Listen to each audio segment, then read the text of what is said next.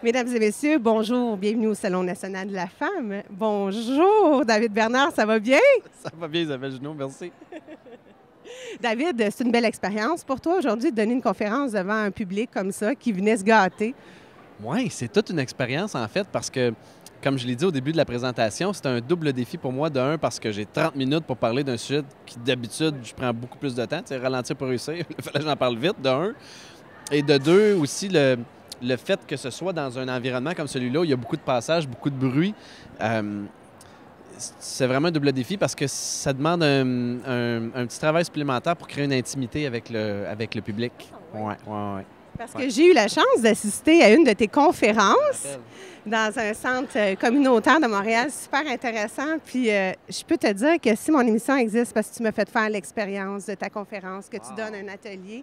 Ça, je tenais à le dire aux gens, parce que oui, c'est le Salon de la femme, mais David Bernard, il fait beaucoup pour nous, parce que les gens vraiment s'inscrivent beaucoup à cet atelier-là, hein, parce que ça fonctionne. Oui, là, tu parles du séminaire VIP que d'ailleurs, je n'ai pas donné là, depuis plusieurs mois. J'ai décidé de prendre une petite vacance, mais en fait, c'est parce que mon travail au niveau corporatif, parce que je donne beaucoup de conférences en entreprise en ce moment, me demande beaucoup de temps.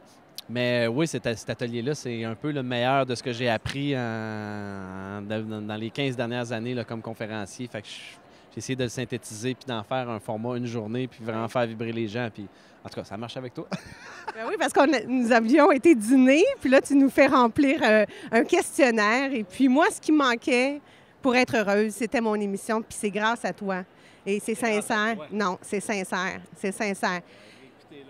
Je t'écoute aussi dans des segments sur Internet avec, entre autres, Jeannette Bertrand. Ouais. Ça devient où ce talent naturel à la caméra d'interviewer les gens? C'est vrai qu'il est bon, mesdames. Bien, merci, je le prends. Je le prends, merci, c'est gentil. Mais si tu savais, Isabelle, comment est-ce que ça a l'air naturel, mais c'est comme, admettons, un humoriste que tu le regardes sur stage puis tu te dis, il est donc bien bon, c'est donc bien facile, mais ce que tu vois pas, c'est les centaines d'heures où est-ce qu'il a travaillé son texte, qu'il l'a rodé, qu'il est allé devant des publics, qu'il a écrit ses lignes. Moi, c'est un peu la même chose. Je le dis beaucoup en conférence, j'étais un grand, timide, introverti, qui avait beaucoup de difficultés à aller vers les autres. Et c'est la pratique, en fait. C'est vraiment, OK, il y a plusieurs choses, mais pour le mettre simple, j'en ai fait beaucoup. Ça fait 5 ans que je fais sucré-salé. Là, je suis sur District V avec Herbie Moreau qui me drille puis qui m'enseigne les rudiments du métier de reporter et d'intervieweur. Fait que ce côté-là, puis il y a le côté aussi où est-ce que, ça va sembler bizarre ce que je vais dire là, mais j'ai arrêté de m'auto-saboter. Parce que moi, avant, exemple, là, ce serait moi qui faisais l'entrevue avec toi. Là, je suis en train de me dire, OK, je suis-tu correct? As-tu du plaisir? Mes questions sont-tu bonnes? Ça marche-tu mon affaire? Tu pensais Oui. au lieu de J'étais beaucoup dans mon mental plutôt qu'être avec la personne à créer un moment puis à faire une entrevue. Puis ça, ça faisait que, d'un, je m'auto-sabotais, de deux, je me mettais une pression incroyable sur les épaules. Puis cette pression-là m'amenait un symptôme physique extérieur que tu pouvais percevoir, c'est que j'avais chaud. Puis à chaque fois que je travaillais, j'avais tout le temps là, chaud, là, mais je dégoulinais, là, des grosses gouttes de chaque bord, la nuque mouillée, là, nerveux. La pression aussi qu'on te donnait, parce que quand... Non. C'est toujours la pression que je me mettais moi-même. Puis c'est souvent ça le pire des pièges. On se met nous-mêmes tellement de pression inutile. C'est quelque chose que Sophie Thibault le dit aussi, hein? Ça a été des années, elle, des années. Ouais. Mais est-ce que c'est la caméra? Est-ce que c'est d'être à la hauteur d'un public ou toi, parce que tu es perfectionniste? J'ai toujours voulu donner le meilleur de moi-même. Je suis perfectionniste, mais il y a une différence entre vouloir bien faire les choses puis virer fou à ce que tout soit parfait parce que la perfection, elle n'existe pas. Fait qu'à un moment donné, il a fallu que j'apprenne à me répéter ces deux mots-là que d'ailleurs j'enseigne en conférence que c'est correct. C'est correct. Tu n'es pas obligé d'être parfait. En fait, même ton imperfection, c'est ça qui te rend charmant. Fait que essaye pas d'être parfait, essaye plus d'être toi-même. Puis quand tu es toi-même, tu brilles, tu déploies ta lumière, ton côté unique, puis c'est ça qui fait que ça fonctionne. C'est pas parce que tu es parfaitement bien peigné, puis que tu dis les mots parfaitement, puis que tu es donc éloquent. Non, c'est pas ça pantoute. C'est le fait que tu sois capable d'être dans ton essence, puis de l'habiter pleinement. La personne avec qui tu fais une entrevue, elle va le filer que tu es vrai. Puis quand tu sens que tu es vrai, ça lui donne le goût d'être vrai avec toi, puis c'est là que tu vas chercher du jus, puis que tu es capable de faire des bonnes entrevues, moi, je pense. C'est même pas du jus, parce que, bon, on sait où Mme Oprah Winfrey s'en vient à Montréal. Pour nous, les femmes, c'est notre univers. Une icône. Oui. C'est même une mère, une sœur, une grand-mère. Tu sais, les gens l'ont vraiment suivi, là. Plus même qu'Hélène en ce moment. Puis je me dis, toi qui as côtoyé beaucoup Julie Snyder, tout ça, tu dois avoir des bons mots pour certaines femmes de ce métier, parce qu'on est quand même au Salon national de la femme. Y a-tu, toi, à part peut-être ta mère ou ta grand-mère, qui t'ont vraiment inspiré le métier que tu fais? Je sais, conférencier, oui, mais animateur. Fait que je te vois vraiment, moi, dans ce métier-là. Je t'adore comme conférencier, mais je pense que pour être un bon animateur, il faut être un bon conférencier. C'est une bonne question, peut-être. Bien, la première chose que j'aurais envie de dire, là, je détourne un peu ta question, là, mais moi, je pense que moi, je suis amoureux des femmes dans la vie. J'aime profondément les femmes. Je pense que si Dieu a fait quelque chose de plus beau qu'une femme, il l'a gardé pour lui, c'est garanti. J'aime les femmes. Puis les femmes m'inspirent beaucoup dans ma vie. Là, c'est sûr que tu me poses une question au niveau davantage professionnel. Oui. Fait que pour répondre à ta question davantage professionnelle, Julie Snyder, c'est une personne qui m'a beaucoup inspiré. D'un, parce qu'elle m'a donné ma première chance en télé avec Le Banquier, mais aussi de par le fait que c'est une femme qui est partie de rien, puis bing, bing, bing. Elle a gravi les échelons, elle s'est faite une position, elle s'est créée une position très... Écoutez son talk show avant Shabada, là. Ben oui, pas l'en face, c'est nous autres, c'est lequel donc? Le Point J, c'est celui que j'ai écouté le plus, mais avant ça, il y a eu son show d'été qui faisait des niaiseries et des foleries, mais... C'est une femme qui a une drive qui peut déranger parfois parce que ce qu'on voit, c'est son beau côté à la télévision, mais c'est aussi une femme d'affaires féroce qui peut être très difficile.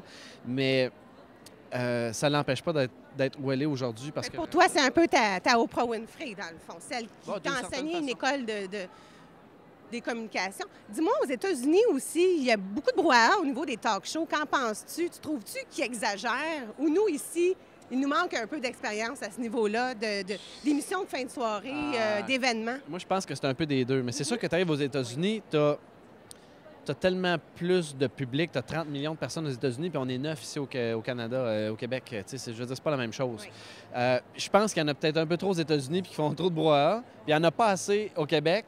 Puis ce qu'ils font, je ferais-tu mieux, je pense pas, là, en ce moment, là, mais il la joue safe des fois un peu trop. C'est le fun d'avoir quelque chose de plus choquant, là, comme du Conan O'Brien le soir ou Mais du... il y a eu Marc Labrèche. c'était Écoute, bon. Marc Labrèche. Marc Labrèche, Ouais. moi, ça reste un de mes Parce icônes que Télé-Québec québécois. s'en vient assez fort, là, en plus. Il va y avoir Ouais. Christiane Charrette qui revient. Ouais. Je pense que la culture, là, on va prendre davantage encore notre place. C'est en évolution. Notre génération va monter. C'est en évolution, en Il tout faut cas, ça, on peut penser le dire. positivement. Parle-moi donc de ton livre un petit peu, parce que tu en as deux. Ouais. On a deux livres. Oui. Le premier, Ralentir pour réussir.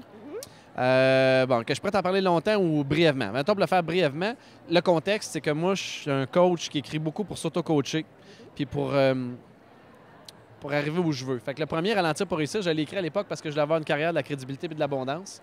3 ans après sa publication, le livre était devenu best-seller et ça m'a apporté ça. Le deuxième, L'amour sex ship, qui est un livre davantage sur les relations amoureuses et sur une sexualité épanouie, je l'ai écrit parce que je voulais attirer le grand amour dans ma vie. Ça a pris 1 an, puis l'amour est arrivé. Dis-moi donc, tu l'as co-écrit. Est-ce que c'est avec une sexologue? Non, Chantal Lamontagne n'est pas sexologue, mais Chantal Lamontagne, c'est une coach relationnelle qui a passé les 15 dernières années de sa vie à étudier ce qui fonctionne et ce qui ne fonctionne pas dans les relations. Et donc, on l'a coécrit ensemble. J'ai mis le meilleur de moi, Chantal a mis le meilleur d'elle.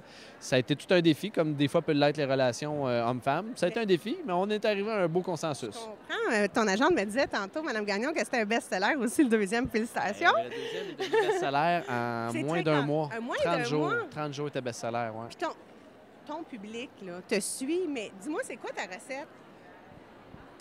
Je sais pas si j'ai une recette, mais si j'avais une recette, je dirais que c'est l'authenticité puis l'humilité. Tu sais, j'essaie pas d'être qui que ce soit d'autre que moi. Tes idoles dans la spiritualité? Wow, OK.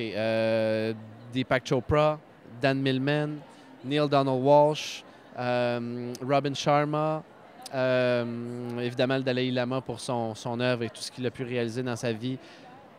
Mettons, je resterai avec ça pour commencer. Qu'est-ce qu'on peut souhaiter à M. Bernard avant de terminer? Parce que tu reviens pas au banquier, j'ai su ça? Non, je reviens pas au banquier. J'ai pris la décision de m'en éloigner. Professionnellement parlant, je pense que je suis rendu ailleurs. Mettons, pour 2014, peut-être le début d'une famille. C'est magique. Moi, je laisse les téléspectatrices et téléspectateurs savourer un artiste de chez nous. Merci, bonne fin de journée. Merci Isabelle. Merci, David.